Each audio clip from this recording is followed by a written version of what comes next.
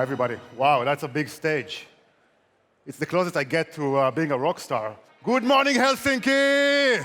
Yeah, I work kind of well.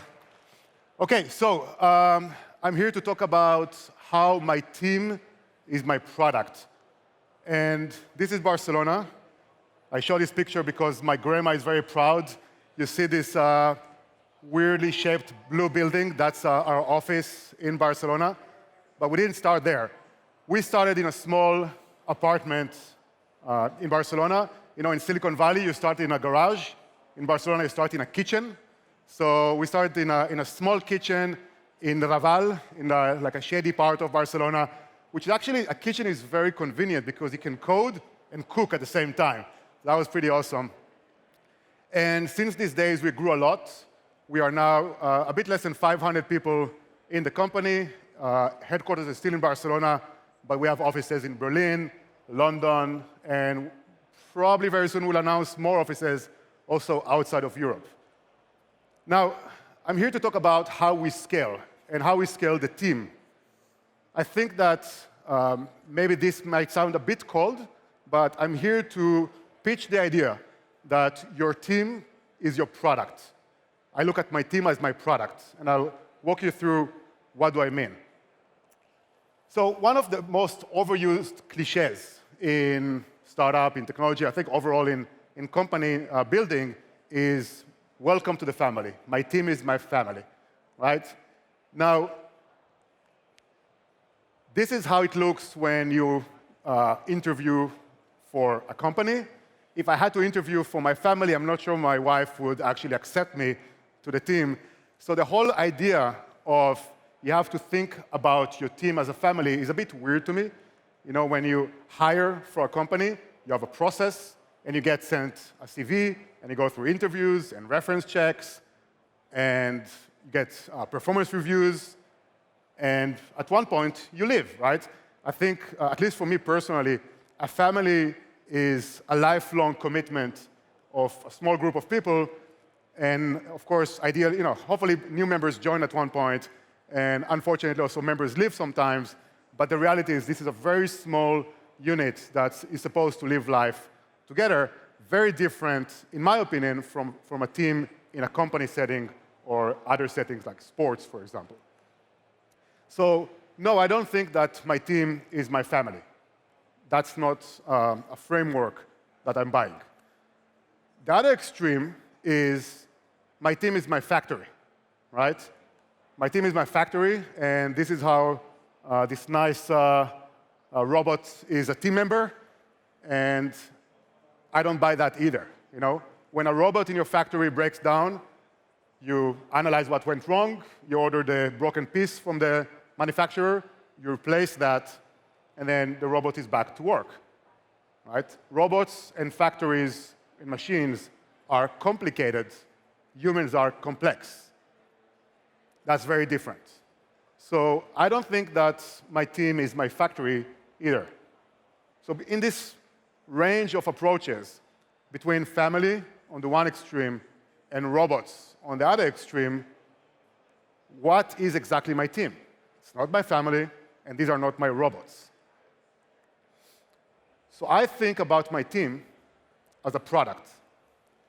Now, I'm using product because most of us here in the room are working on products, using products, investing in products. So it's a metaphor that we are, it's easy for us to understand. And I want to highlight 5 points. 5 points in my framework of thinking of my team as a product. First is, you're not smart enough. Second is, you have to have a plan, especially for culture. The third point is, don't forget the plan from the previous point. Then test it, test it, test it. You have assumptions, test the results, and see if the results match the assumptions you had. And get ready for get ready for a life cycle of your team. Let me go into each of these points.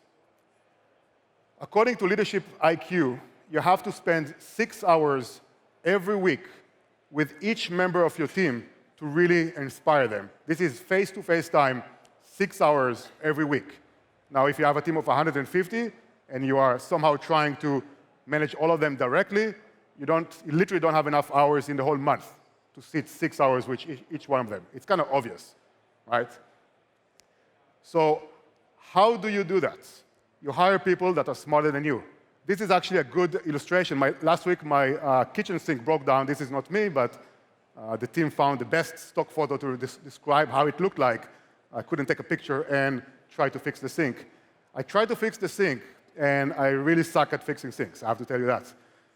And what does sink fixing have to do with hiring people?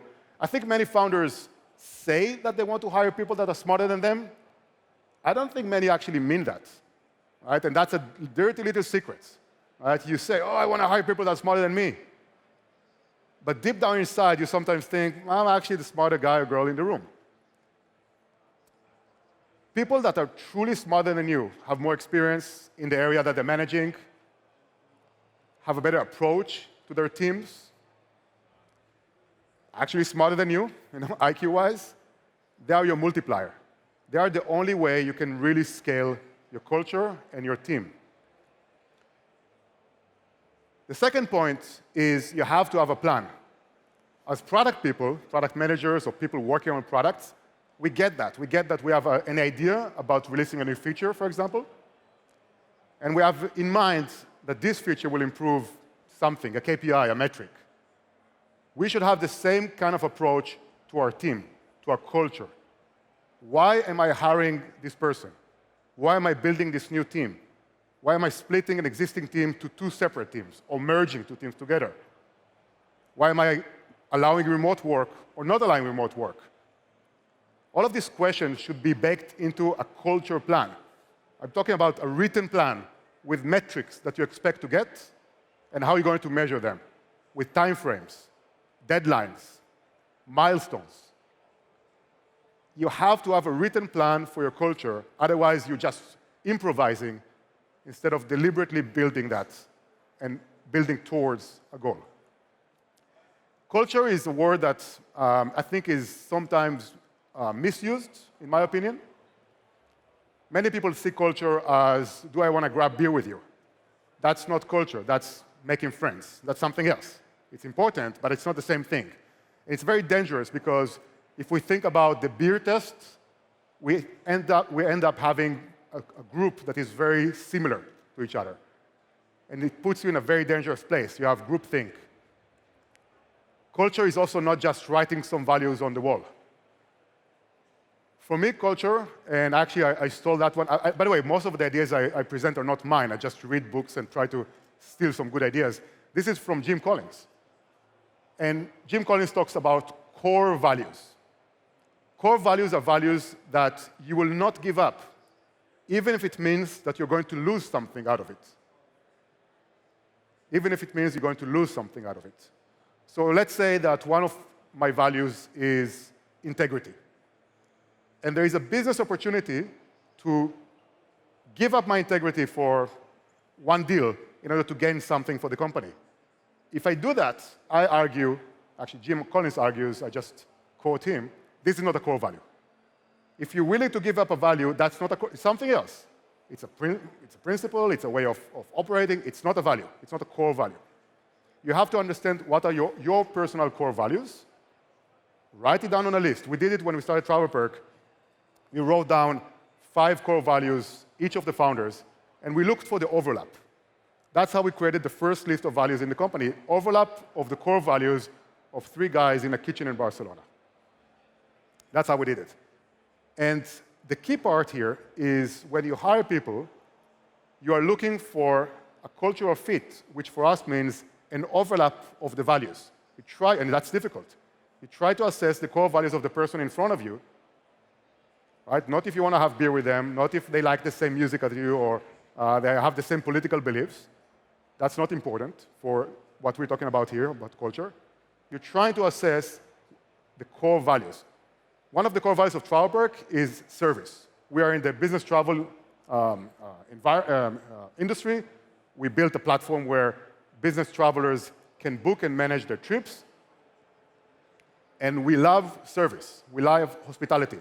The first value is 7-star experience to our customers and to our team. 7-star experience. So we try to assess, when we meet with a candidate, we try to assess, do they like to provide service? Some people see it as great, I love to provide service, like everybody working in Slush so far I've met, great service. And some people don't like it. They see it as, well, that's not for me.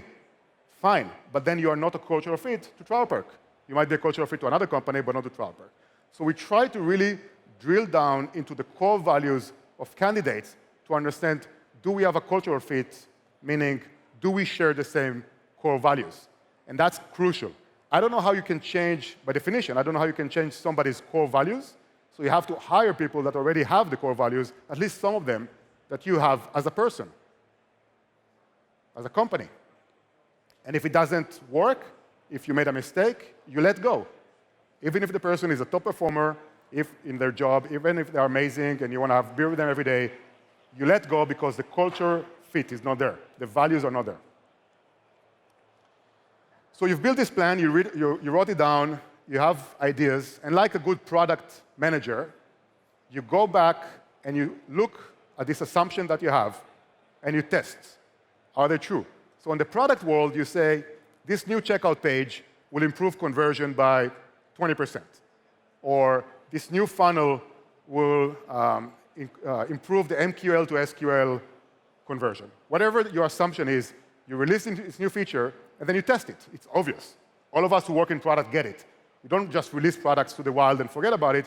You release it, and then you test your assumptions. And if the assumption was wrong, as they say in Spain, no pasa nada. It's all good. Just go back to the drawing board, and you iterate on that feature. You iterate on the piece of the product that is not working, that doesn't produce the results that you were looking for. You should do the same with your team. I'm going to hire this person. I'm going to add, I don't know, a chef on Monday to cook for everybody. Why am I doing it? Because I assume that the employee happiness will improve, as measured by NPS, for example. Great. OK, so let's test it. If it doesn't improve, am I really doing the right thing? Right? So the danger here is you just operate, as I said, you improvise, and you don't go back and measure the impact on the culture of what you have done. So I would argue you have to have in your plan, in your culture plan, you have to have KPIs that you can measure, that are not subjective, and you go back and check them. You go back and measure them in a very, very routine way. We do NPS surveys at the moment every quarter, and we're actually moving now to a weekly cadence of measuring that. Just one KPI. You don't have to use NPS, whatever it is, but you have to be able to measure that. Now, the testing part has a data component, but also you have other ways to measure. So for example, how to motivate people? Money? Well, of course. Like, humans are motivated by money. You have to be a bit blind to disagree with that. But is it the only way to motivate people? I don't think so. How do you know what other ways exist? How do you discover what is missing? We have one tool that we're doing at TravelPerk called CoBreakfast. Again, not an invention of ours, but it's a very, very useful tool. If you're running a company and you're not meeting with your team at least once a week, especially if you have a big team, you're missing out on a lot of data. So every week, we invite a diverse group of employees, of team members, long tenure in the company, short tenure in the company, different departments, male, female, etc. And then we do a retrospective, like you do in a product. They go to the whiteboard one by one, and they write things they like in the company, things they want to keep in the company, and then things they would like to improve. The same way you do a product retrospective, we do that every single week with a different group of people. And it has proven to be of tremendous value to us. We're learning a lot of getting a lot of qualitative data to supplement what we actually measure in the surveys. Very useful. And then the last point is you have to get ready to cycle. And you remember the kitchen we started? That wasn't that. We started in a small kitchen in Barcelona. Our kitchen looks a bit like this now. Of course, that's a stock photo, but the point is we grew a lot. And sometimes the chef that made burritos in a hole in the wall is not the same chef that likes and is good at operating an industrial kitchen. And that's fine. Going back to the wrong analogy of family, when somebody leaves the family, it's a traumatic event for everybody, of course. When somebody leaves a company, it shouldn't be painful. It shouldn't be traumatic. Of course, you have nostalgia, and this person hopefully is forever a part of your group of friends and network, etc. But that's fine. It's a part of what it is. A chef that was cooking for 3 people a day, in many cases, is not the same chef that cooks for 3,000 people a day. Accept that. So to summarize, you're not smart enough, so hire people that are, and be very humble about it. Be very honest about it. Have a plan, a written plan for your culture, and then don't forget that plan. It's not a set and forget. Test your assumptions, and if you're wrong, iterate on them, and be okay with the life cycle of employees. I want to finish with a quick example. So we announced yesterday what I think is one of the largest innovations in business travel in the last decade. We released a product called FlexiPerk. So all of us, who travels for work here in this room? Who does business trips? Okay, everybody, right? One of the biggest pain points for business travelers is lack of flexibility. Right? Something changes, you want to stay longer in a conference, or you have to go back earlier because you have some meeting that came up, or you have to cancel your trip, or whatever it is. Lack of flexibility is one of the biggest complaints that we have, that every business travel platform has, actually. And we decided to solve it. And I had this idea of, let's just do it, right? And it sounded very simple. I hired a small team, and they came back and they said, you're full of crap. This is not how you do it. And we had to hire experts, legal and tax and insurance and risk and AI. And it became a big team of experts that all of them know much better than me, much smarter than me. We iterated on the product, and I'm very happy to say that we released it this week. The way it works is if you can cancel your trip for any reason, and if you do, you don't have to justify why. You get at least 90%, 90 back of the entire trip cost, ideally more. We try to get you actually more than that. Really innovative product. The only way we could do it is because we approach the team, my product, the team, and then the team approaches that product in a way to build it, right? So I worked on a product which is a team, and the team worked on a product which is FlexiPerk. And that's it. Thank you very much. I hope that it was useful for you, and it was fun for me. Thank you.